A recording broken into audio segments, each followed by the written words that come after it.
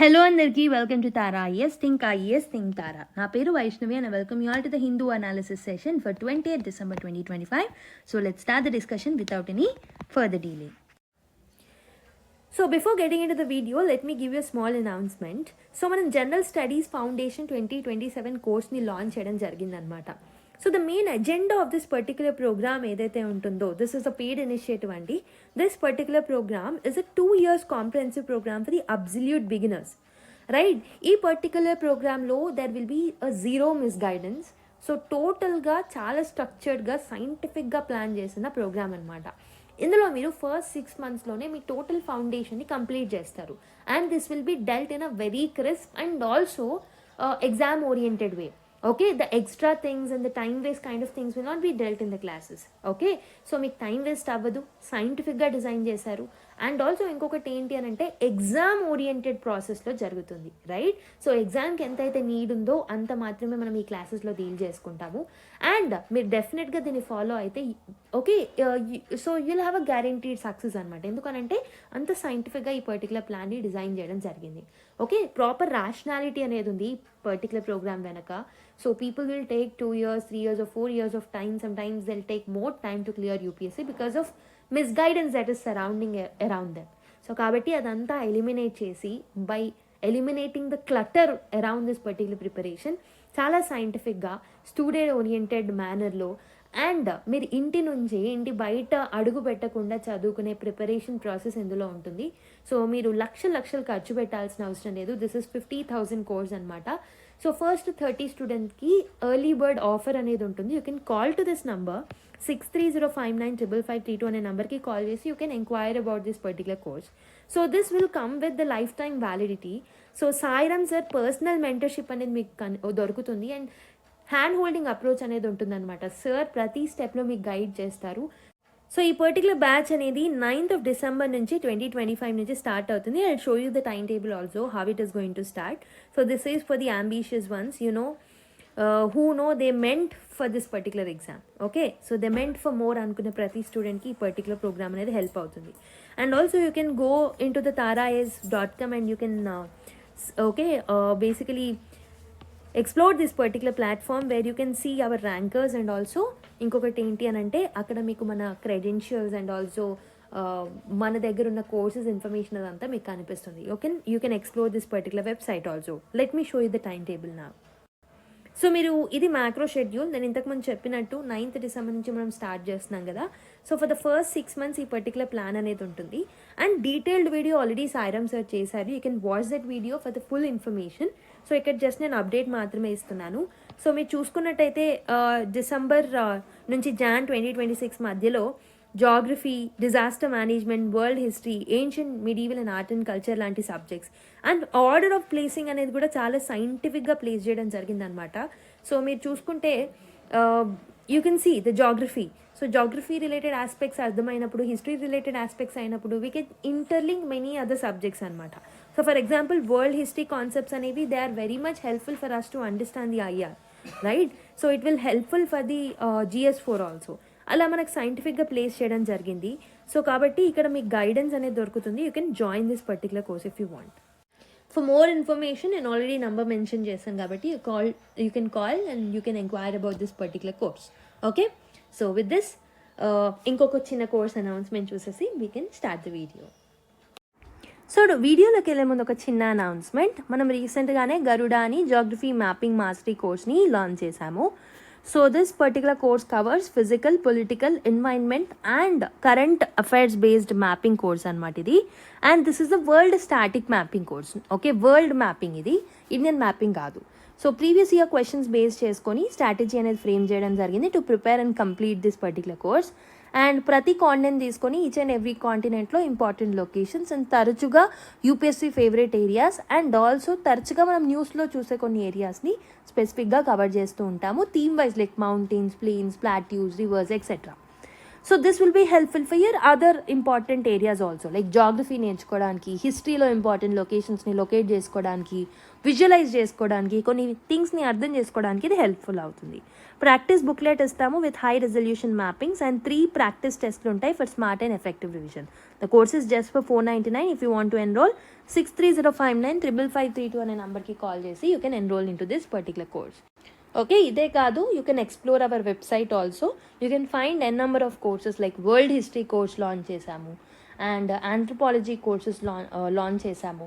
And other than that TGPSC related courses ఉన్నాయి, EPPSC related courses ఉన్నాయి. And రీసెంట్గా free initiative start చేశాము. So Venkat sir has started the economy course in the YouTube for free. So kindly subscribe to our channel, right? So and also Sairam sir మధ్యలో world history classes upload చేస్తారు.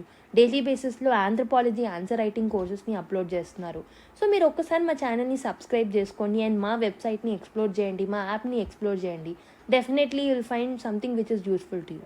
Okay, so let's start the video without any further delay. So first article చూద్దాము. So significance of a strong defence industrial base అని చెప్పేసి editorial article రాయడం జరిగిందనమాట. So let us try and understand this particular article in detail. ఈ particular article రాసింది the member of NITI Aayog, that is Rajiv గూబా గారు. Okay, so if you start discussing and decoding this particular article, like first important topic to be discussed under it is అసలు defence industry అనేది why it matters for India's future. Defence industry అనేది India యొక్క ఫ్యూచర్కి ఎందుకు అవసరం, why it matters for India's future. ఎందుకంటే India want to become a developed nation by 2047, right? So కాబట్టి to achieve this particular goal మనకి education, health, ఎకనామీయే కాదు, but what we also need, so in addition to all of them is ఒక strong strategic and military strength అనేది అవసరం. Okay, we need some strong strategic military strength in order to achieve our target of becoming a developed nation by 2047. So ఒక defence industrial బేస్ని create చేయడం అంటే ఏంటి? So defence industrial బేస్ని create చేయాలి అని అంటే what all we need is we need to create factories, we need to have technology, we need to have skilled people and also దీనికి సంబంధించిన research institutions కూడా మనకి అవసరం అనమాట. సో ఈ రీసెర్చ్ ఇన్స్టిట్యూషన్స్ ఏం చేస్తాయి? They'll try to design, manufacture and maintain the defence equipment inside the country. So defence ఎక్విప్మెంట్లో ఆత్మనిర్భరత అచీవ్ చేయడానికి ఈ రీసెర్చ్ ఇన్స్టిట్యూషన్స్ అండ్ ఆల్సో ఈ పర్టికులర్ రీసెర్చ్ అనేది హెల్ప్ అవుతుంది అనమాట. అండ్ అందులో ఉన్న skilled people, technology and factories will help us in becoming a strong defence industrial base. So అందుకే ఆథర్ యొక్క ఒపీనియన్ ఏంటి అని అంటే స్ట్రాంగ్ డిఫెన్స్ ఇండస్ట్రీ లేకపోతే నేషనల్ సెక్యూరిటీ అనేది వీక్గా మారిపోతుంది అండ్ అలానే ఎకనామిక్ గ్రోత్ కూడా సఫర్ అయ్యే ఛాన్సెస్ అనేవి ఉంటాయన్నమాట. So if you look at the past problems, so ముందున్న పాస్ట్ ప్రాబ్లమ్స్ మీరు చూసుకుంటే we started over depending on the imports, right? So imports మీద ఎక్కువగా డిపెండ్ అయ్యే వాళ్ళం, డిఫెన్స్ ఇంపోర్ట్స్ మీద. So earlier situation in India was Indian private firms ఏవైతే ఉన్నాయో, so these were not allowed to manufacture the defense equipmentని manufacture చేసే rights private ఇండస్ట్రీస్కి ఇవ్వలేదన్నమాట. ఎట్ ద సేమ్ టైం మనం ఏం చేసేవాళ్ళము అని అంటే we use to freely imported weapons అనమాట from the foreign private companies. So దీనివల్ల 2 బిగ్ ప్రాబ్లమ్స్ అనేవి అరైజ్ అయ్యాయి. ఒకటి వచ్చేసి ఎకనామిక్ ప్రాబ్లం ఏంటి? సో మనం ఎక్కువ ఇంపోర్ట్ చేసుకోవడం వల్ల money was going outside of India, right? దానివల్ల ట్రేడ్ డెఫిసిట్ అనేది వచ్చేదన్నమాట. So and also private industries ఏవైతే ఇండియాలో ఉన్నాయో వాటికి పర్మిషన్స్ లేకపోవడం వల్ల they did not grow. Okay, and also defence ఫ్యాక్టరీస్కి, ప్రైవేట్ కంపెనీస్కి పర్మిషన్స్ లేనందువలన డిఫెన్స్ జాబ్స్ కూడా ప్రాపర్గా ఉండేవి కాదు. So there is no high quality defence jobs that were created domestically. So ఇలా ఎకనామిక్ ప్రాబ్లమ్స్ అనేవి వచ్చాయి. రెండవది సెక్యూరిటీ ప్రాబ్లం కూడా వచ్చింది దీనివల్ల, ఎర్లియర్ మన దగ్గర ఉన్న సిచ్యువేషన్ వల్ల. సో యుద్ధాల సమయంలో కానీ if there is any crisis are war, so అప్పుడు ఏమైంది, ఫారిన్ సప్లయర్స్ మీద మనం ఎక్కువ డిపెండ్ అయి ఉన్నాం కదా, ఒక్కొక్కసారి సప్లైస్ అనేవి లేట్గా వచ్చాయి, ఓకే, డీలేస్ అనేవి ఉండేవి.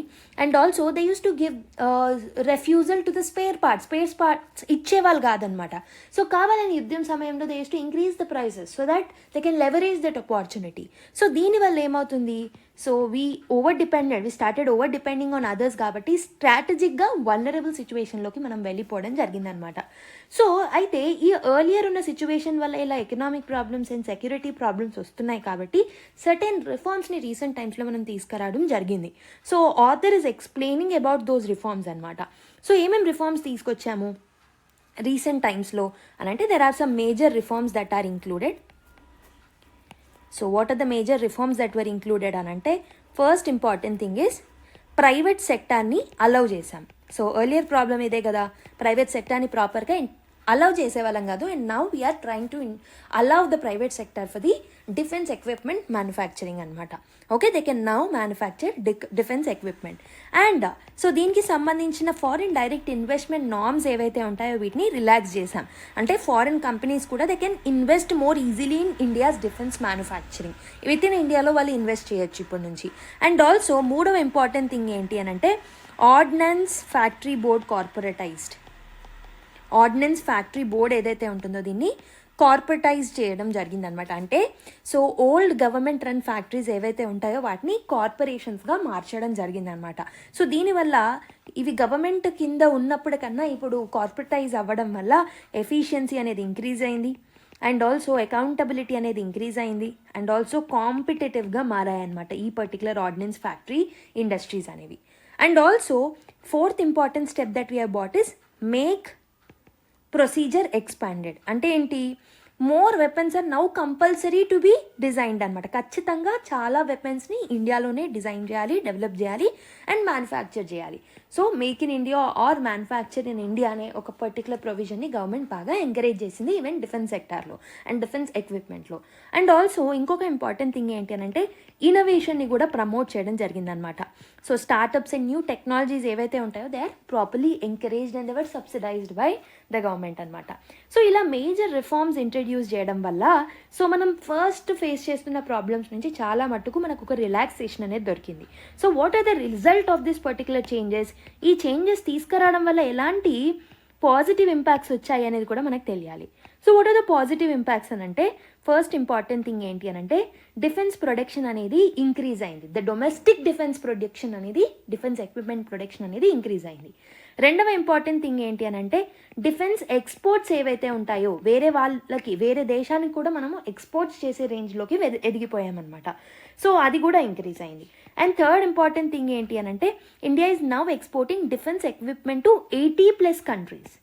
80+ కంట్రీస్కి మనము సో మన డిఫెన్స్ ఎక్విప్మెంట్ని ఎక్స్పోర్ట్ చేయడం జరుగుతుందన్నమాట. So this shows that India's defence ecosystem ఏదైతే ఉంటుందో it is becoming more mature and also it is becoming more capable అని చెప్పొచ్చు అనమాట. Okay, and also author is speaking about one of the most important things, అది ఏంటి అని అంటే self reliance. Okay, defence ఎక్విప్మెంట్లో కానీ డిఫెన్స్ ఇండస్ట్రీస్లో కానీ మనకి సెల్ఫ్ రిలయన్స్ అనేది very very important. Why self reliance in defence industry is very important for అస్ అని అంటే సో మనం ఇప్పుడు ప్రస్తుతం గ్లోబల్ సిచ్యువేషన్ మనం చూసుకున్నట్టయితే so today if you look at the global situation you can see lot of wars and conflicts. Especially యూరోప్లో యుద్ధాలు జరుగుతున్నాయి, వెస్ట్ ఏషియాలో జరుగుతున్నాయి, ఏషియాలో జరుగుతున్నాయి. సో కాబట్టి ఇవన్నీ ఏం చేస్తాయి, సప్లై చైన్స్ ఏవైతే ఉంటాయో వాటన్నిటిని బ్రేక్ చేసేస్తాయి, రైట్. అండ్ ఆల్సో ఇంపోర్ట్స్ మీద డిపెండ్ అవ్వడం అనేది చాలా రిస్కీగా మారిపోతుంది అనమాట because of this vulnerable situations that are happening around the world. కాబట్టి గ్లోబల్ ఎక్స్పీరియన్స్ని మనం చూసుకున్నప్పుడు what is the lesson that we can learn.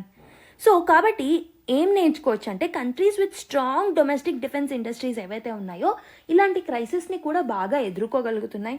And also they can be more resilient enough to actually cater the needs despite of the global shocks as well.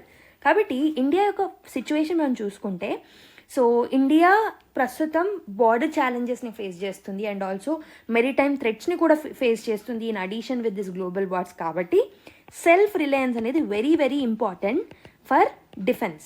Okay, so ఒకవైపు global situation బాగాలేదు, imports మీద కంప్లీట్గా depend అవ్వలేము because supply chain breakage అనేది ఎక్కువ మోతాదులో జరుగుతుంది. కాబట్టి సో మనం ఏం చేయాలి, we need to be self reliant on our own defence industries, because మనకి బార్డర్ ఏరియాస్లో కూడా థ్రెట్స్ ఉంటాయి. ఆ టైంలో డిఫెన్స్ ఎక్విప్మెంట్ చాలా అవసరం. మెరిటైమ్ థ్రెట్స్ పెరిగిపోతున్నాయి. దాన్ని ఫేస్ చేయడానికి కూడా మన ఓన్ డిఫెన్స్ ఎక్విప్మెంట్ అనేది చాలా అవసరం అనమాట. సో కాబట్టి సెల్ఫ్ రిలయన్స్ ఇన్ డిఫెన్స్ అనేది ఒక ఆప్షనల్ అప్రోచ్ కాదు. We should not put it as an optional thing. So but it is an essential థింగ్గా మనం కన్సిడర్ చేయడం వెరీ వెరీ ఇంపార్టెంట్ అనమాట. మరి ఇండియాకి ఏమైనా గ్లోబల్ ఆపర్చునిటీస్ ఉన్నాయా? అయితే there are some new global opportunities that are waiting for us. So ఏంటి ఆథర్ చెప్తుంది ఏంటి అని అంటే, so why this particular time that is happening around the world is a good time for India అని అంటే, so first thing is there is a change in global defence markets.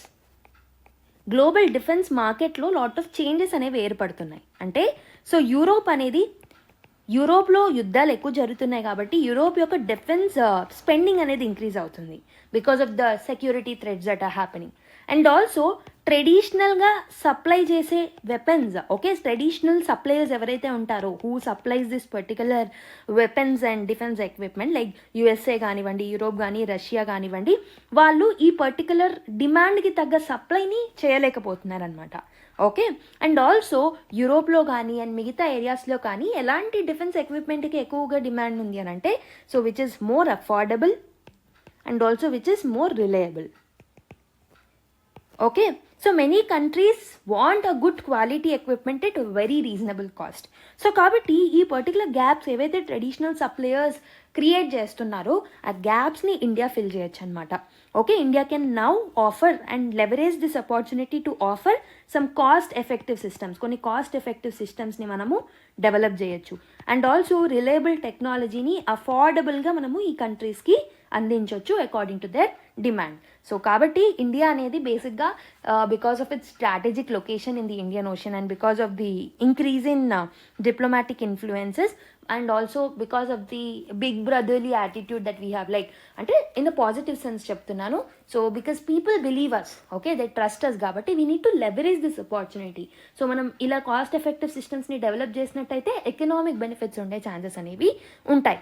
So India can become a credible global defence supplier, right? But problems అనేవి defence ఎక్విప్మెంట్లో, defence మ్యానుఫ్యాక్చరింగ్లో still they are existing. So what are the problems that are still existing in India? So ఎంత progress అయినప్పటికీ author కొన్ని serious బాటిల్ నెక్స్ని mention చేయడం జరిగిందనమాట. ఒకటి వచ్చేసి రెగ్యులేటరీ డిఫికల్టీస్. రెగ్యులేటరీ డిఫికల్టీస్ అనేవి ఉన్నాయి. ఏమున్నాయి? సో చాలాసార్లు ఈ డిఫెన్స్ మ్యానుఫ్యాక్చరింగ్ చేయాలి అన్నప్పుడు టూ మెనీ పర్మిషన్స్ అనేవి అడుగుతున్నారనమాట. So they need to grant too many permissions. ఈ పర్మిషన్స్కి కూడా క్లియరెన్స్ అనేది చాలా స్లోగా ఉంటుంది. So with respect to exports కానివ్వండి, with respect to joint ventures కానివ్వండి, టెక్నాలజీ ట్రాన్స్ఫర్ చేయాలనుకున్నా వీటన్నిటికీ ఎక్కువ రూల్స్, రెగ్యులేషన్స్ అండ్ చాలా చాలా టైం అనేది తీసుకుంటుందన్నమాట. సో కాబట్టి ఏవైతే ఎంఎస్ఎంఈస్ కానీ, స్టార్టప్స్ కానివ్వండి, ప్రైవేట్ మ్యానుఫ్యాక్చరర్స్ కానివ్వండి, ఎవరైతే ఇన్వెస్ట్ చేయాలనుకుంటున్నారో డిఫెన్స్ ఎక్విప్మెంట్ మ్యానుఫ్యాక్చరింగ్లో, సో వాళ్ళు చేయలేకపోతున్నారు because of this hurdles, right? So private companies are hesitant to invest because future defence అనేది, ఓకే, డిమాండ్ అనేది it is not clearly communicated to them. Okay, so they are not able to predict ఎంత profits వస్తాయి. ఒకవేళ మనం ఈ defence ఎక్విప్మెంట్ని start చేసినట్టయితే మాకు త్వరగా క్లియరెన్సెస్ వస్తాయా లేవా, ఈ క్లారిటీ అనేది వాళ్ళకి లేదనమాట. So that is one of the biggest problem అని చెప్పేసి ఆథర్ అంటున్నారనమాట. కాబట్టి ఈ బిగ్గెస్ట్ ప్రాబ్లమ్ని మనం సాల్వ్ చేయడానికి ఏం చేయాలి? So what we need to do in order to change this particular situation that is there? ఏం చేయాలి అని అంటే, సో మన ఎక్స్పోర్ట్ టార్గెట్ని పెంచుకోవాలి. Like what we need to do is India has to meet the target of export. So మనం already ఒక టార్గెట్ని పెట్టుకున్నాం, 50,000 crore రూపీస్, 50,000 crore డిఫెన్స్ ఎక్స్పోర్ట్స్ని మనం చేయాలి బై ద ఇయర్ 2029 అనమాట. సో దీన్ని అచీవ్ చేయడానికి మనం ఏం చేయాలి? Required options are one is we need to simplify the procedures. ఏవైతే ప్రొసీజర్స్ ఉన్నాయో, సో ఎక్స్పోర్ట్ లైసెన్సింగ్ని చాలా క్విక్గా, ఫాస్టర్గా చేయడము, లేకపోతే అప్రూవల్స్ చాలా క్విక్గా ఇవ్వడము. రెండవ ఇంపార్టెంట్ థింగ్ ఇస్ పాలసీ కంటిన్యూటీని మెయింటైన్ చేయడము. అంటే సడన్గా రూల్స్ని చేంజ్ చేయడం కాకుండా లాంగ్ టర్మ్ క్లారిటీ అనేది ఉండడం. Okay, so that private investors కూడా they will have a clarity to invest, right? And long term demand ఉన్న ప్రొజెక్షన్స్ ఏవైతే ఉన్నాయో లాంగ్ టర్మ్లో ఎలాంటి ప్రొజెక్షన్స్ వస్తాయి, ఎంత అచీవ్ చేయొచ్చు అనేది ప్రైవేట్ కంపెనీస్కి ప్రాపర్గా తెలియజేయాలి. Like government should clearly say what it will buy for how long అనేది చెప్తే ప్రైవేట్ కంపెనీస్ కూడా ఇంట్రెస్ట్ చూపిస్తారనమాట. So this will boost confidence for the private investors. Okay, and also DRDO ఏదైతే ఉంటుందో, డిఫెన్స్ రీసెర్చ్ డెవలప్మెంట్ ఆర్గనైజేషన్ ఏదైతే ఉంటుందో, దాని రోల్ని కూడా మనము చేంజ్ చేయాల్సిన అవసరం అయితే ఉంది. సో ప్రజెంట్ రోల్ ఏంటి డిఆర్డిఓకి సంబంధించి? So DRDO is playing a very crucial role in the missiles and also in nuclear systems and also strategic టెక్నాలజీస్లో కూడా వాటి యొక్క రీసెర్చ్లో చాలా మంచి రోల్ ప్లే చేస్తుంది అనమాట. సో కానీ దీంతో పాటు clear division of responsibility is needed, right? ఎలా? So for example DRDO frontier research ఉంది. Okay, so what kind of division or responsibility should be there? Like ఇండస్ట్రీస్లో ఇది మ్యానుఫ్యాక్చరింగ్ కిందకి తీసుకురావాలి. Core technology, scaling production should be done, strategic innovation, commercialisation need to be done. ఇలా ఒక clear division of రెస్పాన్సిబిలిటీని తీసుకురావాలన్నమాట. Okay, అంటే so proper responsibility డివిజన్ని చేస్తే ప్రాపర్గా we can increase the efficiency also. And ఇంకొకటి ఏంటి అని అంటే we need defence export facilitation agency అనమాట. సో డిఫెన్స్ ఎక్విప్మెంట్ని ఎక్స్పోర్ట్ చేయడానికి ఒక ఫెసిలిటేటింగ్ ఏజెన్సీ అనేది మనకు అవసరం. ప్రస్తుతం ప్రాబ్లం ఏమి అవుతుంది అని అంటే డిఫెన్స్ ఎక్స్పోర్ట్ వర్క్ అనేది it is scattered across various ministries. Okay, and also different మినిస్ట్రీస్కి ఒక్కొక్క పర్టికులర్ వర్క్ అనేది ఇస్తున్నారు. ఒక పర్టికులర్ ఇండిపెండెంట్ మినిస్ట్రీ అనేది లేదనమాట దానికి సంబంధించి, ఆర్ ఇండిపెండెంట్ డిపార్ట్మెంట్ అనేది లేదనమాట. కాబట్టి what is the proposed solution ఏంటి అని అంటే ఇలా ఒక ఫెసిలిటేషన్ ఏజెన్సీని మనం, ఒక డెడికేటెడ్ ఏజెన్సీని మనం తీసుకురావాలి. సో దీంట్లో ప్రొఫెషనల్ స్టాఫ్ని తీసుకురావాలి, సింగిల్ విండో సిస్టమ్స్ని తీసుకురావాలి. సో దట్ ఫాస్టర్ కోఆర్డినేషన్ ఉంటుంది, గ్లోబల్ అవుట్ రీచ్ అనేది పెరుగుతుంది, అండ్ ఆల్సో ఫారిన్ బయర్స్తో కూడా ప్రాపర్గా ఇంటరాక్షన్ని పెంచుకోవచ్చు. Okay, and also Indian manufacturers ఎవరైతే ఉన్నారో they face few problems, like కొన్ని ఫినాన్షియల్ ఇష్యూస్ని కూడా ఫేస్ చేస్తున్నారు. Let me write it. There are some specific problems that Indian manufacturers are facing. Apart from regulatory challenges ఏం ఫేస్ చేస్తున్నారు అని అంటే, ఒకటి వచ్చేసి ఫినాన్షియల్ ఇష్యూస్ని కూడా ఫేస్ చేస్తున్నారు. అంటే సో ఈజీగా వాళ్ళకి చీప్ లోన్స్ దొరకట్లేదు, రైట్? సో అండ్ క్యాపిటల్ రిక్వైర్మెంట్స్ని వాళ్ళు మీట్ చేయలేకపోతున్నారు. That is creating a problem. And రెండవ ఇంపార్టెంట్ థింగ్ ఏంటి అని అంటే టెస్టింగ్ టైంలో అండ్ సర్టిఫికేషన్ టైంలో కూడా సర్టెన్ ఇష్యూస్ని ఫేస్ చేస్తున్నారు. ఓకే, డిఫెన్స్ ఎక్విప్మెంట్ని టెస్ట్ చేసేటప్పుడు, సర్టిఫై చేసేటప్పుడు కూడా చాలా స్ట్రిక్ట్ స్టాండర్డ్స్ ఉండడం వల్ల అండ్ ట్రయల్స్లో డీలేస్ వల్ల, ఓకే, సో వీటి వల్ల వాళ్ళు కొన్ని ఇష్యూస్ని ఫేస్ చేస్తున్నారు అనమాట. సో ఇలా ఈ పర్టికులర్ ఇష్యూస్ని వాళ్ళు ఫేస్ చేయకుండా ఉండాలి అని అంటే ఏం చేయాలి? సో ఫినాన్సింగ్ టూల్స్ని తీసుకురావాలి. Some special defence export financial tools needed to be designed అనమాట. టెస్టింగ్ ఇన్ఫ్రాస్ట్రక్చర్ని పెంచాలి సో దట్ డీలేస్ అనేవి ఉండకుండా ఉంటాయి.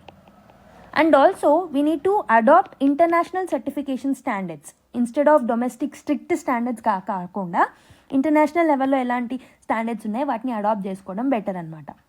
And also to improve the credibility, so government ఏం చేయాలి? గవర్నమెంట్ సపోర్ట్ ఇవ్వాలి. సో లైన్ ఆఫ్ క్రెడిట్ని అందించడం, గవర్నమెంట్ టు గవర్నమెంట్ డిఫెన్స్ అగ్రిమెంట్స్ని సైన్ చేసుకోవడం, అండ్ లాంగ్ టర్మ్ కమిట్మెంట్స్ని ప్రామిస్ చేయడం లాంటివి తీసుకొస్తే బాగుంటుందన్నమాట. Okay, so the author strongly arguing ఏంటి అని అంటే డిఫెన్స్ ఎక్స్పోర్ట్స్ అనేది ఇది ఎకనామీ అండ్ మనీ కోసం మాత్రమే కాదు. ఈ డిఫెన్స్ ఎక్స్పోర్ట్స్ మనం చేసినట్టయితే అది మన ఇండియా యొక్క టెక్నాలజికల్ స్ట్రెంగ్త్ అండ్ రిలయబిలిటీని పెంచుతుంది. And also people will trust us, countries will trust us. And also ఇంకొకటి ఏంటి అని అంటే ఎంప్లాయ్మెంట్ ఆపర్చునిటీస్ని క్రియేట్ చేయొచ్చు, high quality and high skilled ఎంప్లాయ్మెంట్ని ప్రొవైడ్ చేయొచ్చు. అండ్ ఆల్సో జియో పొలిటికల్ ఇన్ఫ్లుయెన్స్ని పెంచుకోవచ్చు. అండ్ ఇంపోర్ట్ డిపెండెన్స్ని కూడా మనం తగ్గించుకోవచ్చు అనమాట. Okay, so the overall gist of the article ఏంటి అని అంటే, సో ఆల్రెడీ ఇండియా డిఫెన్స్ ఎక్విప్మెంట్లో గుడ్ ప్రోగ్రెస్ చేసింది, ఎలాంటి రిఫార్మ్స్ తీసుకొచ్చాము, ఎలాంటి సక్సెస్ వచ్చిందనేది చూసాం. బట్ కొన్ని రిఫార్మ్స్ అనేవి they must continue. Ecosystem అనేది ఆల్రెడీ ప్రాపర్గా మారుతుంది, but it must deepen. And also innovation and investment must be encouraged అని చెప్పేసి అన్నారనమాట. Okay, I hope you have understood this particular article, a bit lengthy, but I hope you have understood it. Now let's go to another article. Next article Kerala 2.0 a call to reclaim the state's future అని చెప్పి ఒక article రావడం జరిగింది. So this article is written by Shashi Tharoor గారు. Okay, and ఈ particular ఆర్టికల్లో ఆయన ఒక స్ట్రాంగ్ పొలిటికల్ అండ్ మోరల్ అపీల్ని చేసుకోవడం జరుగుతుంది అనమాట.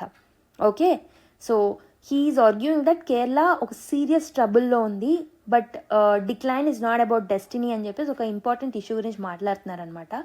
ఓకే, సో ఈ speaking about Kerala 2.0. So what he wanted to say, okay, what he wanted to tell అనేది చూద్దాం.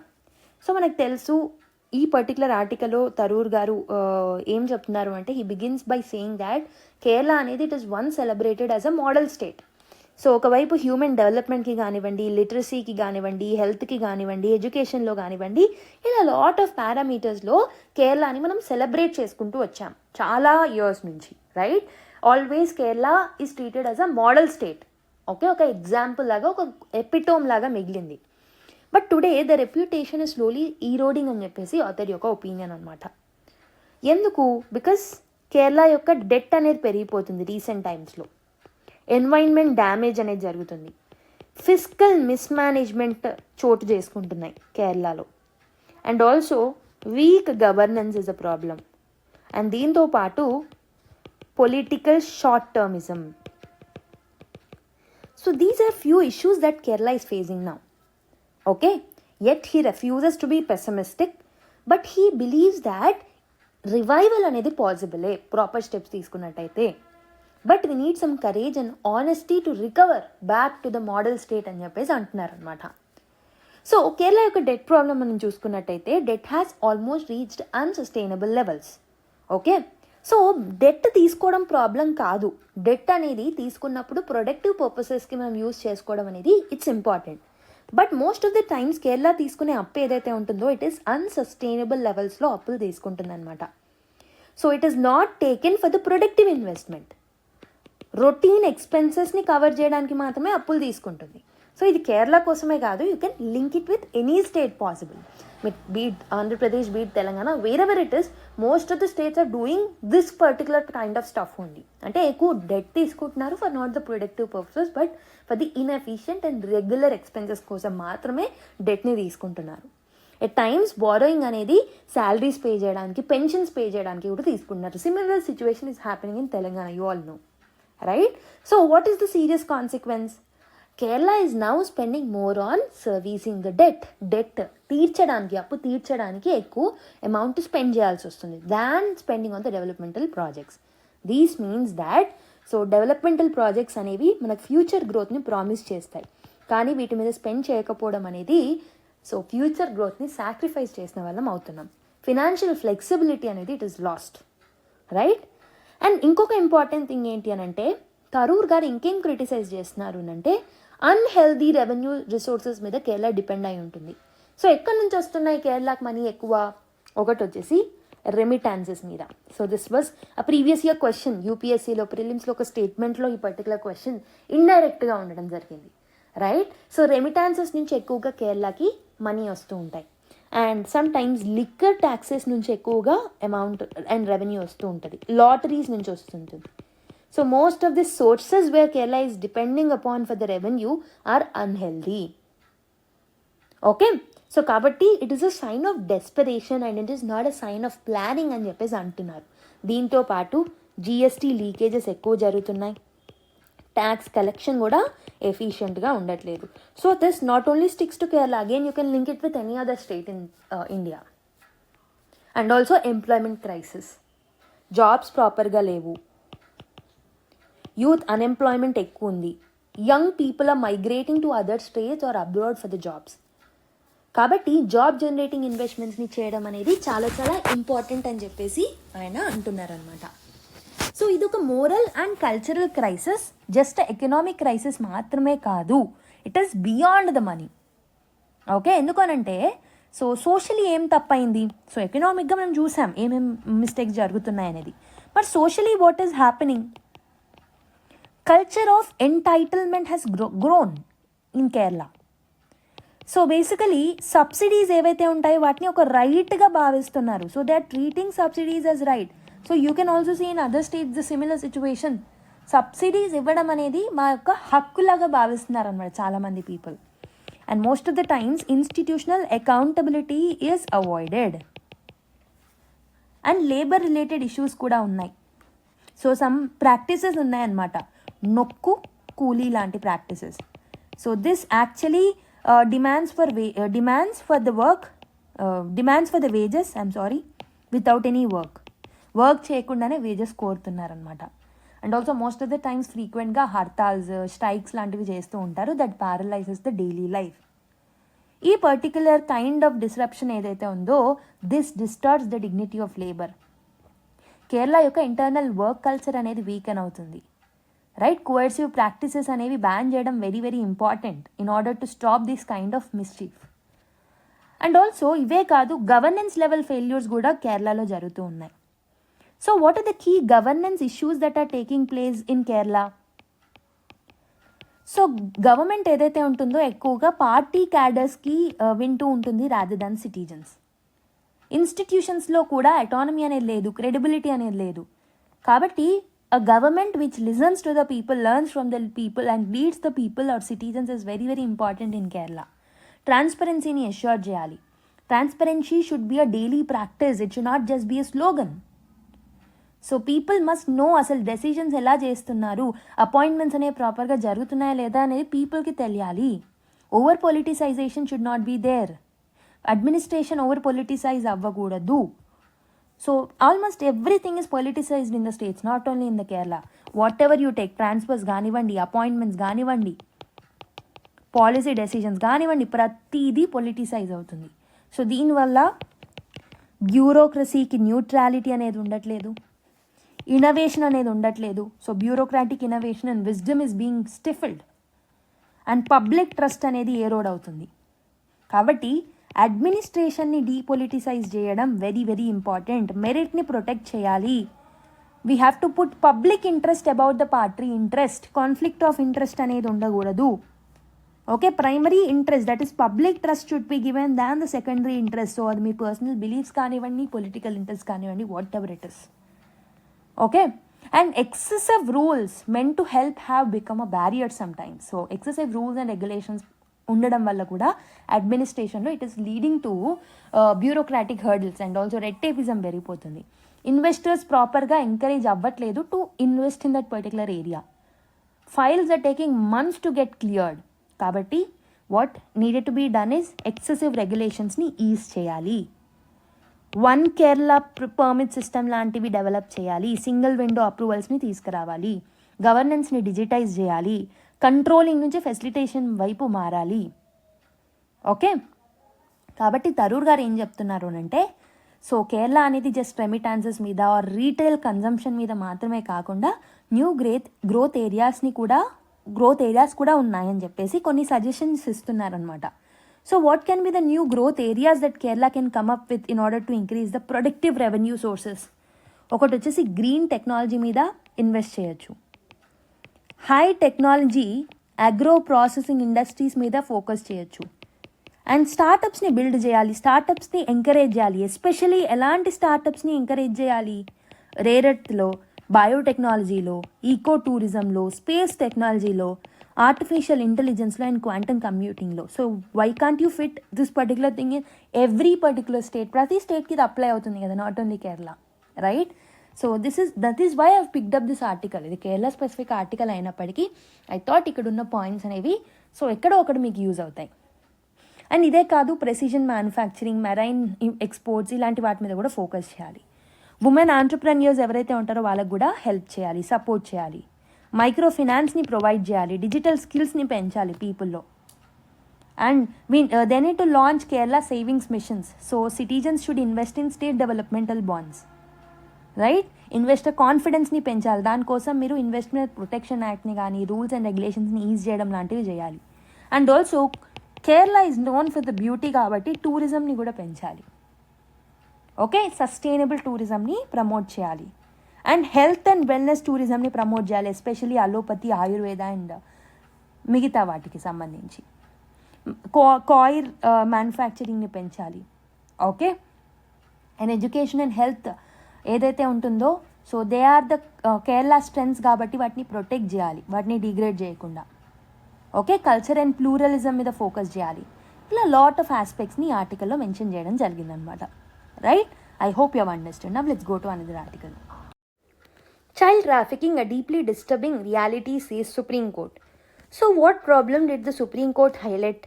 సో సుప్రీం కోర్ట్ ఏం చెప్పింది అని అంటే, child trafficking and sexual exploitation of children ఏదైతే ఉంటుందో స్టిల్ హార్ష్ సిచ్యువేషన్లోనే ఉంది. It is a frightening reality in India అని చెప్పేసి అంటుందన్నమాట. సో మన దగ్గర ఎన్నో చట్టాలు ఉన్నప్పటికీ దీన్ని ఇంకా ప్రాపర్గా స్టాప్ చేయలేకపోతున్నాం అని చెప్పేసి అంటుంది. మరి how do child trafficking networks still work in India?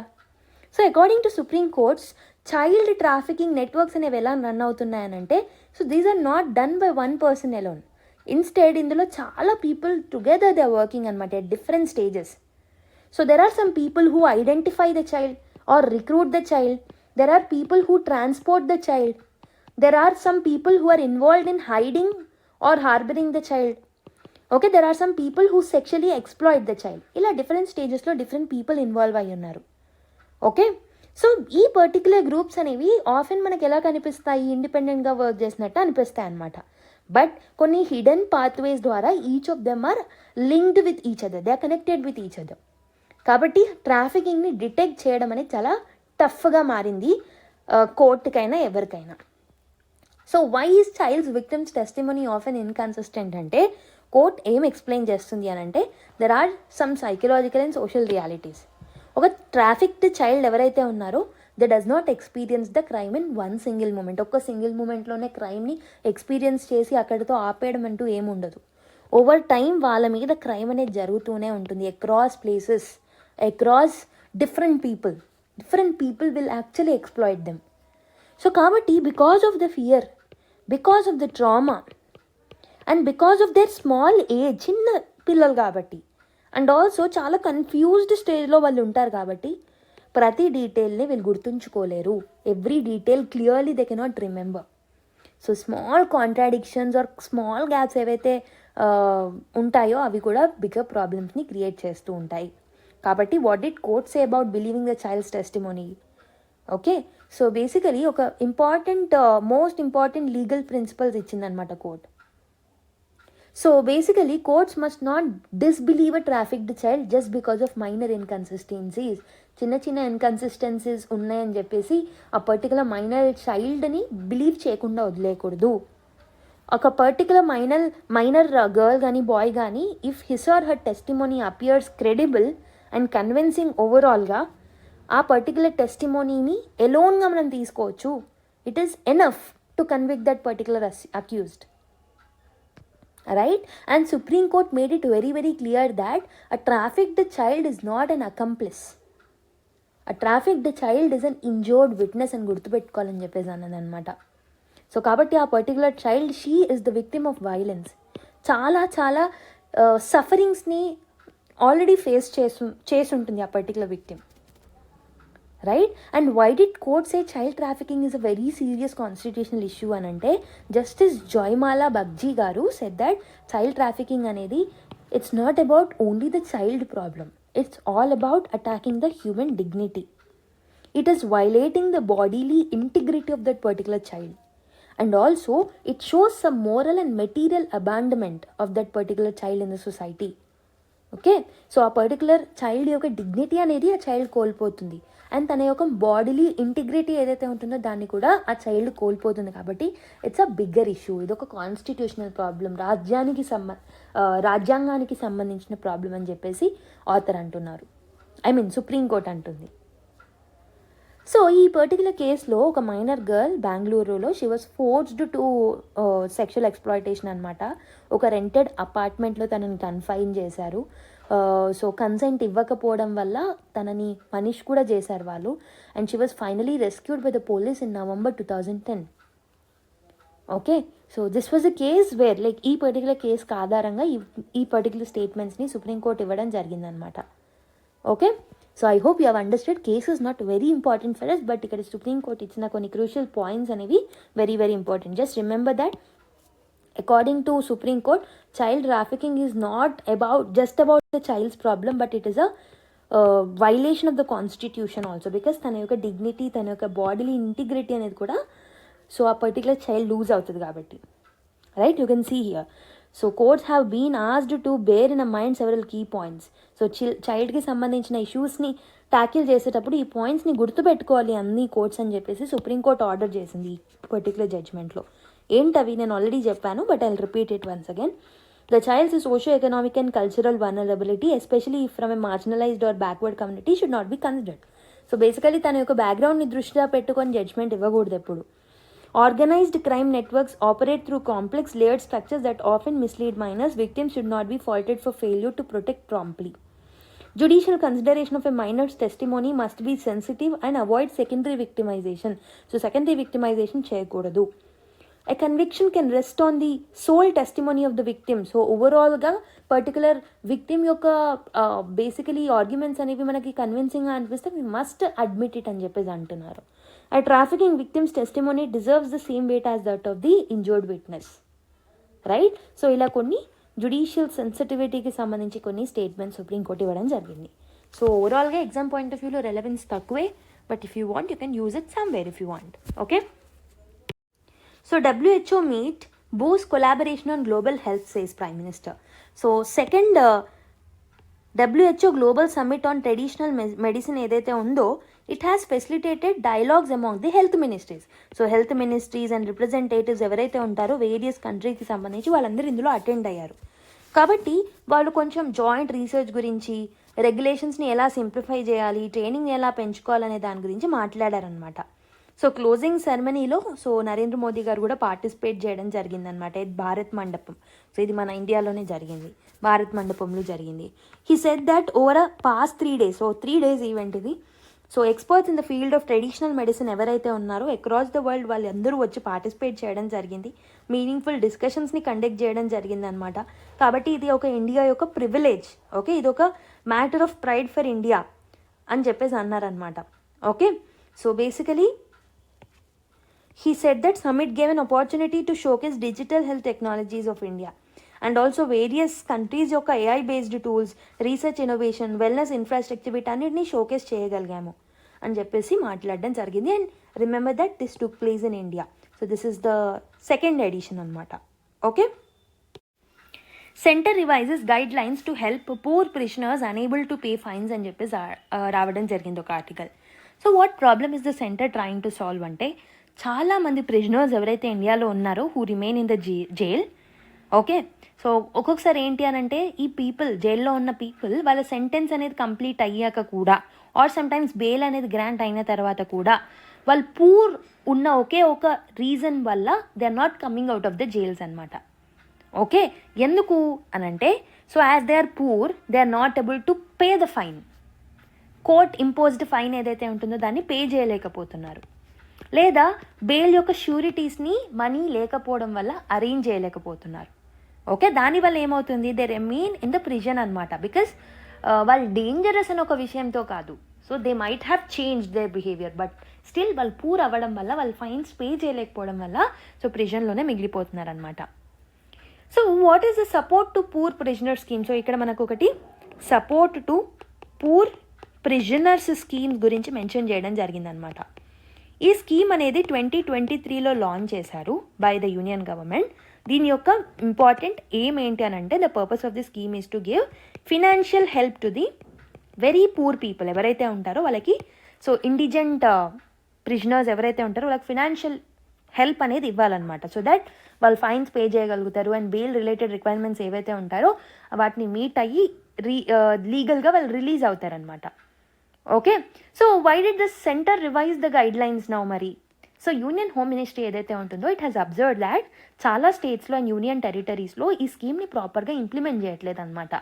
So and response కూడా సబ్ ఆప్టిమల్ లెవెల్లో ఉంటాయి. అంటే మనం ఎంతైతే ఎక్స్పెక్టేషన్స్ పెట్టుకున్నామో ఈ స్కీమ్కి సంబంధించి, సో దానికి తగ్గ రెస్పాన్స్ స్టేట్స్ తీసుకురావట్లే ఆర్ యూటీస్ తీసుకురావట్లే. ఇలా పూర్ ఇంప్లిమెంటేషన్ ఉండడం వల్ల ఎవరైతే ఎలిజిబుల్ ప్రిజనర్స్ ఉన్నారో వాళ్ళకు కూడా ప్రాపర్ వాళ్ళని ఐడెంటిఫై చేయలేకపోతున్నారు at first place, and also ఫండ్స్ని కూడా ప్రాపర్గా టైంకి రిలీజ్ చేయట్లేదు అనమాట ఈ స్కీమ్ కింద. కాబట్టి ఈ స్కీమ్ యొక్క ప్రైమరీ పర్పస్ అనేది డిఫీట్ అవుతుంది. సో కాబట్టి centre is trying to Titan the rules now. So that implementation అనేది బెటర్గా అవ్వడానికి. సో బేసికలీ ఈ స్కీమ్ వల్ల లార్జర్ బెనిఫిట్ ఏంటి, ఈ పూర్ పీపుల్ ఎవరైతే ఉంటారో వాళ్ళకి హ్యుమానిటేరియన్ ఎయిడ్ అనేది దొరుకుతుంది అనమాట. అన్నెసెసరీ సఫరింగ్ నుంచి వాళ్ళు బయటపడతారు.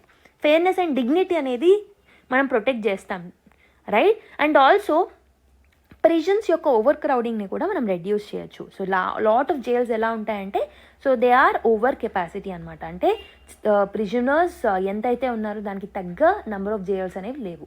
ఓకే, ప్రిజన్స్ యొక్క ఇన్ఫ్రాస్ట్రక్చర్ ప్రాపర్గా లేదు ఇండియాలో, కాబట్టి ఆ పర్టికులర్ ప్రెజర్ని మనం తగ్గించవచ్చు అనమాట. So this is a human rights issue and also a prison reform measure అని చెప్పొచ్చు. So what institutional changes were made in the revised guide lines మరి? సో సెంటర్ ఏం చేసింది అని అంటే, it has strength and the decision making mechanism. So ఎలా చేసింది అని అంటే, కొంతమంది సీనియర్ ఆఫీషియల్స్ని ఇన్వాల్వ్ చేసింది అనమాట, సో దట్ ఈ కేసెస్ని ఇగ్నోర్ చేయకుండా ఉండొచ్చు. సో నౌ సో డిస్ట్రిక్ట్ లెవెల్లో ఎంపవర్డ్ కమిటీని తీసుకురావడం జరిగిందనమాట. సో ఈ ఎంపవర్డ్ కమిటీస్లో ఎవరెవరు ఉంటారు? డిస్ట్రిక్ట్ కలెక్టర్ యొక్క నామినీ ఉంటారనమాట. అండ్ ఆల్సో ప్రిజన్కి సంబంధించిన జడ్జ్ ఎవరైతే ఉంటారో, జడ్జ్ ఇన్ ఛార్జ్ ఎవరైతే ఉంటారో వాళ్ళు కూడా ఇందులో ఉంటారనమాట. This particular person will also be nominated by district judge.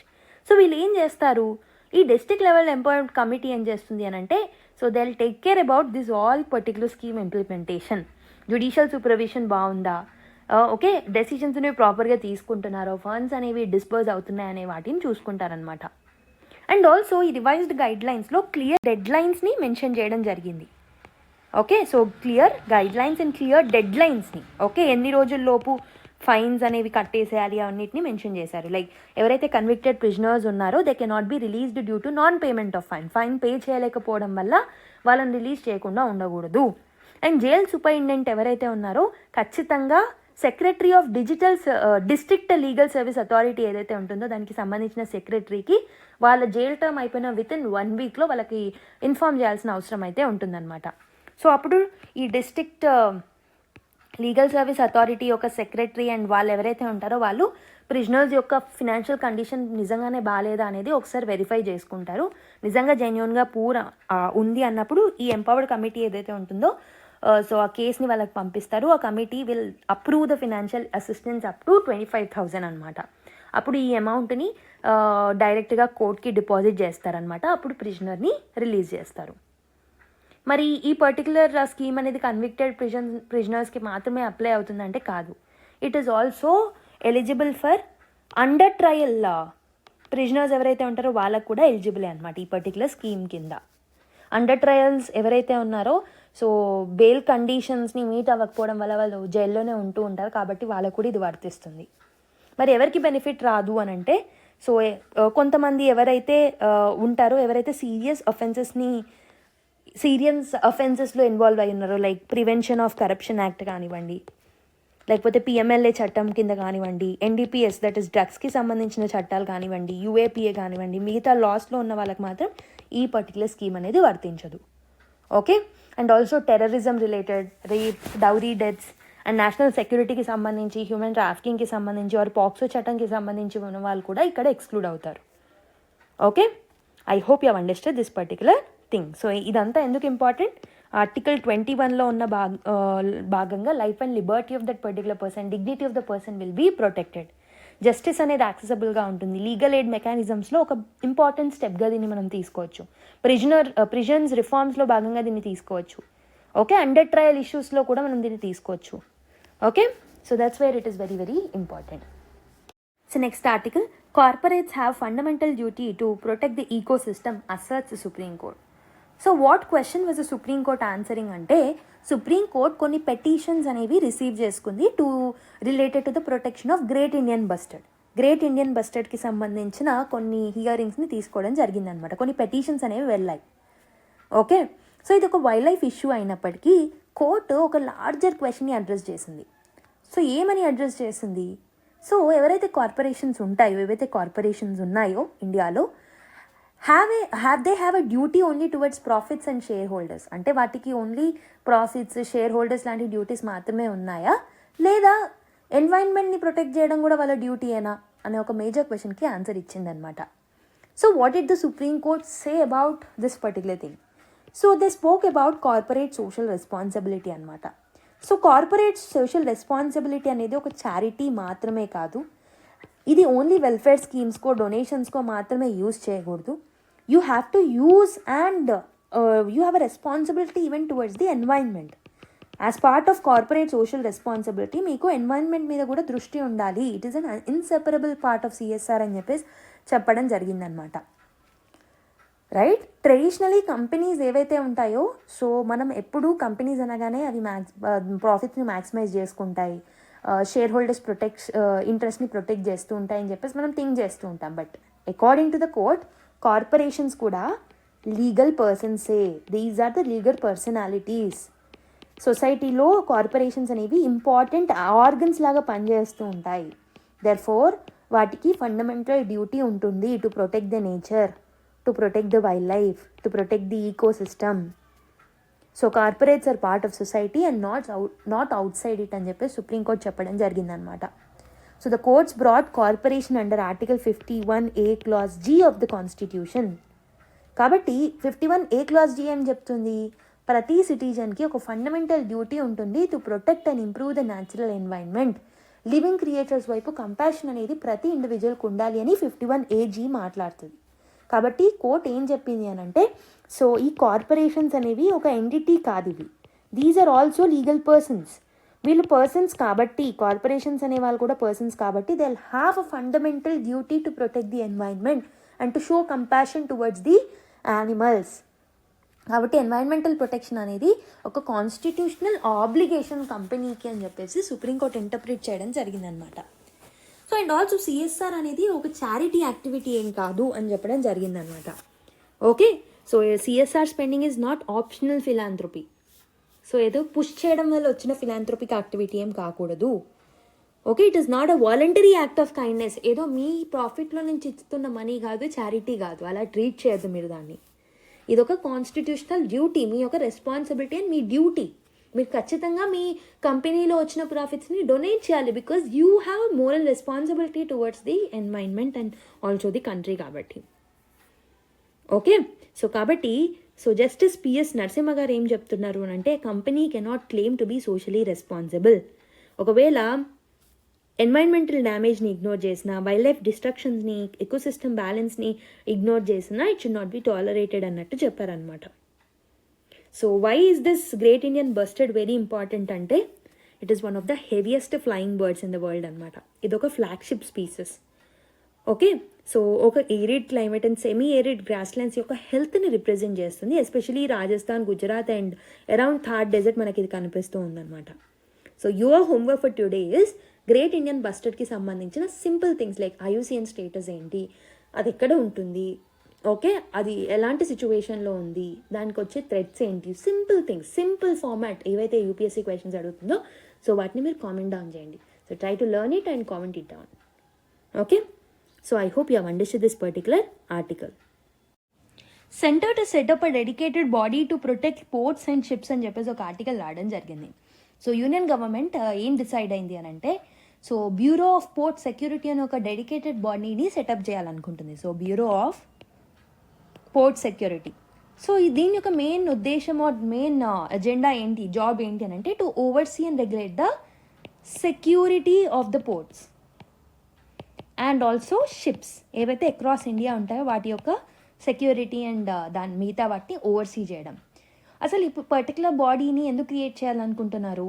ఇండియాకి లాంగ్ కోస్ట్ లైన్ ఉంది, మేజర్ అండ్ మైనర్ పోర్ట్స్ అనేవే the handling the trade and also energy supplies and strategic goods. కాబట్టి సమ్ టైమ్స్ ఈ పోర్ట్స్ ఏవైతే ఉన్నాయో they face some risk like terrorism, smuggling, cyber attacks, sabotage and security breaches.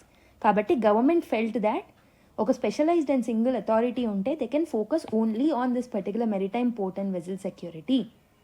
Aviation సెక్యూరిటీకి ఎలా ఒక dedicated body అయితే ఉందో అలానే దీనికి కూడా ఒక డెడికేటెడ్ బాడీ అవసరం అని చెప్పేసి అన్నారనమాట. So this is modelled in the same way as bureau of civil aviation and security, right? So just as civil aviation and security అది ఎలా అయితే సెక్యూరిటీ స్టాండర్డ్స్ని సెట్ చేస్తుందో అండ్ ఎయిర్పోర్ట్స్ అండ్ ఎయిర్క్రాఫ్ట్ సెక్యూరిటీని ఓవర్సీస్ చేస్తుందో, ఈ BOPS కూడా so port and ship సెక్యూరిటీకి సంబంధించిన గైడ్ లైన్స్, స్టాండర్డ్స్ని సెట్ చేస్తుంది and also it will oversee their implementation. Okay, high level meeting అనేది కన్వీన్ అయింది by union minister of Amit Shah, union home minister Amit Shah. So this was also attended by Sarbananda Sonowal, the Ministry of Ports, Shipping and Waterways, Ram Manohar Naidu, వీళ్ళందరూ attend అయ్యారు. So let's see whether it will be turned out into reality or not, right? So once if it is implemented again it will be in the news. మళ్ళీ అప్పుడు మనం డీటెయిల్గా చదువుకోవడం very very important అవుతుంది. ఓకేనా? ED seizes cash gold in US donkey route case అని చెప్పేసి ఒక ఆర్టికల్ రాయడం జరిగింది. So why did I pick up this article అని అంటే, డాంకీ రూట్ అంటే ఏంటో మీకు తెలియజేయడానికి ఈ ఆర్టికల్ని పిక్ చేసుకున్నాను. ఓకే, సో బేసికలీ ఏమైంది అని అంటే, ఎన్ఫోర్స్మెంట్ డైరెక్టరేట్ ఏదైతే ఉందో, so it has conducted search operations at 13 locations across few areas like Punjab, Haryana and Delhi. Okay, so ఈ పర్టికులర్ సర్చింగ్ ఆపరేషన్స్ అనేవి మనీ లాండరింగ్కి సంబంధించిన ఇన్వెస్టిగేషన్లో భాగంగా తీసుకొచ్చారు, which is connected directly to the యుఎస్కి సంబంధించిన ఇల్లీగల్ మైగ్రేషన్కి కూడా ఇది లింక్ అయి ఉందన్నమాట ఈ మనీ లాండరింగ్ కేసు. సో దీంట్లో భాగంగా లాట్ ఆఫ్ క్యాష్ అండ్ వాల్యుబుల్స్ని, ప్రెషియస్ మెటల్స్ని, డాక్యుమెంట్స్ వీటన్నిటిని సో ఈడీ సీజ్ చేయడం జరిగిందనమాట. సో ఈ కేసు అనేది it is linked to illegal immigration of Indians in to the US through unauthorised routes. So unauthorised routes ద్వారా యుఎస్కి ఇండియన్స్ ఎవరైతే ఉన్నారో ఇల్లీగల్గా ఇమిగ్రేట్ అవుతున్నారు. దాన్ని మనం ఏమంటామంటే డాంకీ రూట్ అంటాం. So donkey route is a slang term. Okay, so దీన్ని మనం ఎందుకు యూజ్ చేస్తామంటే, డాంకీ రూట్ అంటే ఏంటి? It is a slang term that is used for describing illegal and dangerous migration routes. So basically వేరే countries ఏవైతే ఉంటాయో వాళ్ళ సిటిజన్స్ యుఎస్ఏకి ఇల్లీగల్ రూట్స్ ద్వారా ఎంటర్ అవుతూ ఉంటారనమాట. సో ఎలాంటి కంట్రీస్కి ఎంటర్ అవుతూ ఉంటారు? ఓన్లీ యుఎస్ఏకా అంటే not only USA but Canada and even Europe. వాళ్ళకి వ్యాలిడ్ వీసాస్ ఉండవు అండ్ లీగల్ పర్మిషన్ కూడా ఉండదన్నమాట. అసలు ఎలా వర్క్ అవుతుంది అని అంటే, డైరెక్ట్ ఫ్లైట్స్ ద్వారా వాళ్ళు వెళ్ళారు. సో మల్టిపుల్ కంట్రీస్ నుంచి వాళ్ళు ట్రావెల్ చేస్తూ ఉంటారు. సో కొన్ని రిమోట్ ల్యాండ్ బార్డర్స్ ఉంటాయి కదా, వాటిని మిస్యూజ్ చేసుకుంటూ ఉంటారు. ఫారెస్ట్ల ద్వారా, డెజర్ట్స్ ద్వారా, మౌంటైన్స్ ద్వారా క్రాస్ అవుతూ ఉంటారు. సీ క్రాసింగ్స్ చేస్తూ ఉంటారు. Okay, and they'll use some central American countries or Latin American countries or Mexico లాంటి ఏరియాస్ని యూస్ చేసుకొని కూడా యుఎస్ఏకి ఎంటర్ అవుతూ ఉంటారనమాట. సో ఈ జర్నీ అనేది వాళ్ళకి చాలా మంత్స్ ఆఫ్ టైం తీసుకుంటుంది and it is extremely risky అనమాట. సో దీన్ని డాంకీ రూట్ అని ఎందుకు ఉంటాము అని అంటే, సో ఈ టర్మ్ అనేది it comes from the idea of slow route or painful route or step by step movement ఉంటుంది. కాబట్టి ఎలా అయితే డాంకీ లోడ్ని క్యారీ చేయడానికి ఎంతో టైం తీసుకుంటుందో సేమ్ అలానే ఉంటుంది. కాబట్టి దానికి డాంకీ రూట్ అని ఒక నేమ్ వచ్చిందనమాట. It's a slang term. Okay, so మరి who runs this particular routes? So human smuggling syndicates ఎవరైతే ఉంటారో వాళ్ళు, లోకల్ ఏజెంట్స్ ఎవరైతే ఇండియాలో పీపుల్ని రిక్రూట్ చేసి అక్కడికి తీసుకెళ్తామని హామీలు ఇస్తూ ఉంటారో వాళ్ళు వీళ్ళని తీసుకెళ్తూ ఉంటారు. సమ్టైమ్స్ ఇంటర్నేషనల్ నెట్వర్క్స్ ద్వారా వాళ్ళకి ఫేక్ డాక్యుమెంట్స్ని ఇస్తూ ఉంటారు. ట్రాన్సిట్ రూట్స్ ద్వారా తీసుకుంటూ ఉంటారు. బార్డర్ క్రాసింగ్స్ దగ్గర వాళ్ళని వదిలిపెడుతూ ఉంటారు. ఆల్మోస్ట్ ఒక పర్టికులర్ పర్సన్ని అక్కడికి అలా తీసుకెళ్ళడానికి 30 to 60 lakhs వీళ్ళు ఛార్జ్ చేస్తూ ఉంటారనమాట.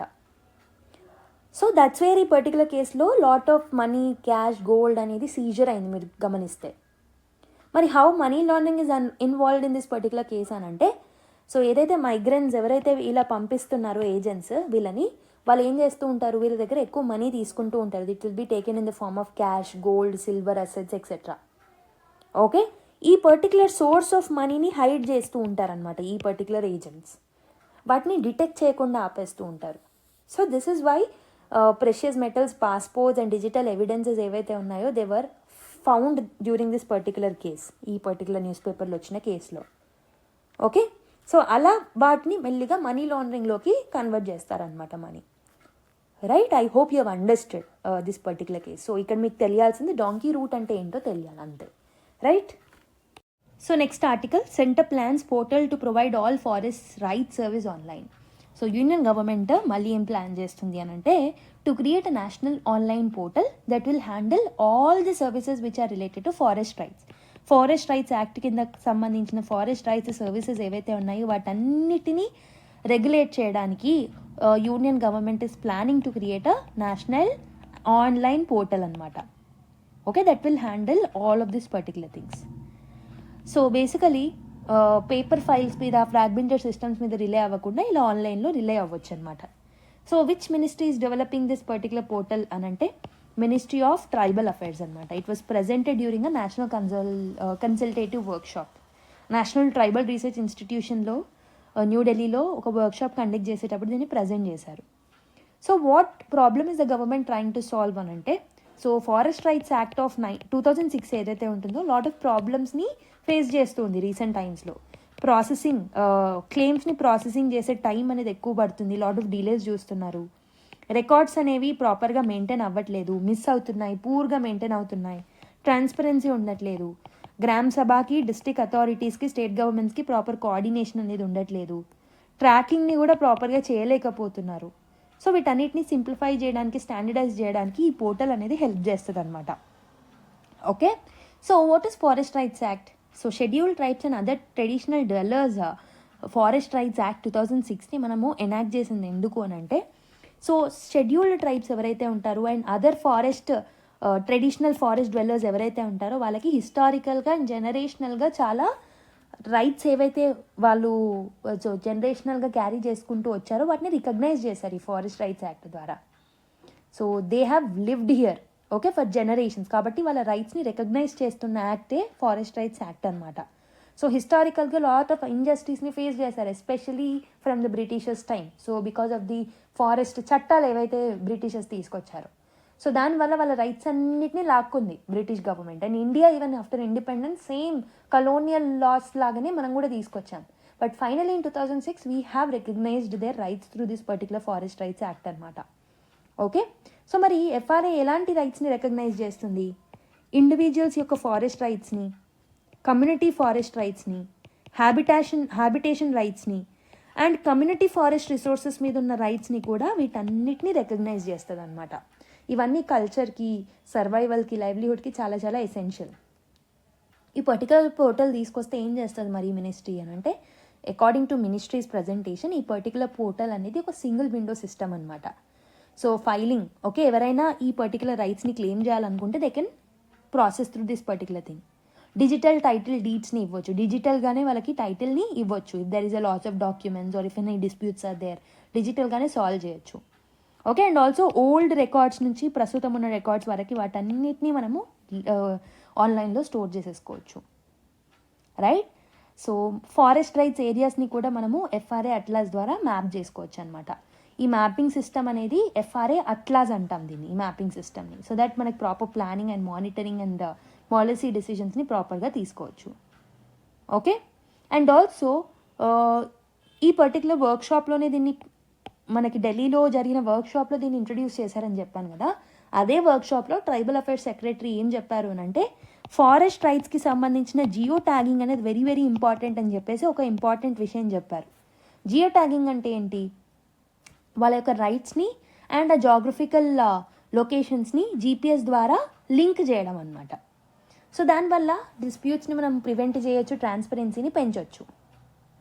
ఓకే, సో ఇంకొకటి, ఈ పర్టికులర్ పోర్టల్లో there is an important thing called as Taranga. What is Taranga? This is the trial version of this particular portal అనమాట, బీటా వర్షన్ అని అంటాం. ఓకే, ఆల్రెడీ దీన్ని మనం డెవలప్ చేసాము, it is currently called as Taranga. Okay, so అది ప్రాపర్గా work అవుతుందో లేదా అనేది ట్రయల్స్ చేసాము. సో కాబట్టి నెక్స్ట్ ఏమవుతుంది అని అంటే, ఎఫ్ఆర్ఏ ఇంప్లిమెంటేషన్ కోసం దీన్ని సక్సెస్ఫుల్గా ఇంప్లిమెంట్ చేసే ఛాన్సెస్ అనేవి ఉన్నాయి. This is expected to be happen from January. Let's wait and watch what will be done in the future. Okay, so once ఒకవేళ దీన్ని ఇంప్లిమెంట్ చేస్తే మళ్ళీ మనకి న్యూస్లో కనిపిస్తుంది, అప్పుడు మళ్ళీ డిస్కస్ చేసుకునే అవకాశాలు ఎక్కువగా ఉన్నాయి. ఓకేనా? I hope you have understood. So let us look at the last article. Riots rock Bangladesh as leader of uprising dies, 2 newspaper officers torched అని చెప్పేసి ఒక ఆర్టికల్ రావడం జరిగింది. ఓకే, సో వాట్ హ్యాపెండ్ అని అంటే, బంగ్లాదేశ్లో వైలెన్స్ అనేవి ట్రిగ్గర్ అయింది. ఎందుకు అని అంటే, షరీఫ్ ఉస్మాన్ హదీ అనే ఒక 32-year-old పొలిటికల్ యాక్టివిస్ట్ ఎవరైతే ఉన్నారో, సో షేక్ హసీనా గవర్నమెంట్కి అగేన్స్ట్గా అప్రైజింగ్ని కండక్ట్ చేసిన one of the important leaders అనమాట. అండ్ ఆల్సో ఇన్కిలాబ్ మంచా అనే దానికి ఒక స్పోక్స్ పర్సన్ ఈయన. సో ఈయన చనిపోవడం జరిగిందనమాట. Okay, so he was shot on December 12 while campaigning for ఫిబ్రవరిలో ఎలక్షన్స్ జరుగుతుంటే క్యాంపెయిన్ చేసేటప్పుడు ఇతన్ని షూట్ చేసి చంపేశారనమాట. ఓకే, సో దీనివల్ల ఇమీడియట్గా మాస్ ప్రొటెస్ట్ అనేవి ట్రిగ్గర్ అయ్యాయి. So was it politically sensitive అంటే Hadi was not just a individual activist. So anti government మొబిలైజేషన్కి ఒక సింబాలిక్ రిప్రజెంటేషన్ అయినా స్టూడెంట్ లెడ్ అండ్ సిటిజన్ మూమెంట్ని రిప్రజెంట్ చేశారు. కాబట్టి ఆయన సపోర్టర్స్ ఏం థింక్ చేస్తున్నారు అంటే this particular death is a politically motivated one అని. ఓకే, మరి across the country after his death protest అనేవి ఎరప్ట్ అయ్యాయి. ఢాకాలో, యూనివర్సిటీస్ క్యాంపస్లలో, మేజర్ సిటీస్లో అండ్ ఆల్సో సమ్ ఎడ్యుకేషనల్ ఇన్స్టిట్యూషన్స్లో కూడా. And people like students, political activist, general public కూడా ఇన్వాల్వ్ అయ్యారు. They did marches, road blockades చేశారు, డెమాన్స్ట్రేషన్స్ కండక్ట్ చేశారు. Okay, so they demanded justice for Sharif Osman Hadi. They have raised the slogans like praising him. Okay, and also they accused India of interference in Bangladeshi affairs. So that is a main problem here. So వాళ్ళు India involve అయింది అని చెప్పేసి ఇండైరెక్ట్గా చెప్పడం జరిగింది అనమాట. ఒక anti Indian sentiment చూసాం అక్కడ. So which political groups participated అని అంటే you don't need to remember that all, but so for your reference national citizen party and మిగతా వాళ్ళు పార్టిసిపేట్ చేశారనమాట. ఓకే, మెయిన్లీ న్యూస్ పేపర్ ఆఫీసెస్ని అలా టార్గెట్ చేశారు. ఎలాంటి ప్రొటెస్ట్లో అయినా ఇలాంటివి కామనే. Okay, so this is just an update that you have to remember. Okay, with this let me end the discussion. I hope you have understood all the important articles, discussion of today's newspaper. Let's meet in the next class. So yeah, take care, bye-bye and all the best. So Sunday రోజు news paper చదవడం మర్చిపోద్దు. So Sunday రోజు news paper discussion అయితే analysis ఉండదు మన channel నుంచి. So I'm hoping that you people will read it on your own. Okay, don't forget to read it. So newspaper reading is very, very crucial in your preparation. Don't forget it. Okay. So all the best everyone. Bye-bye. Take care.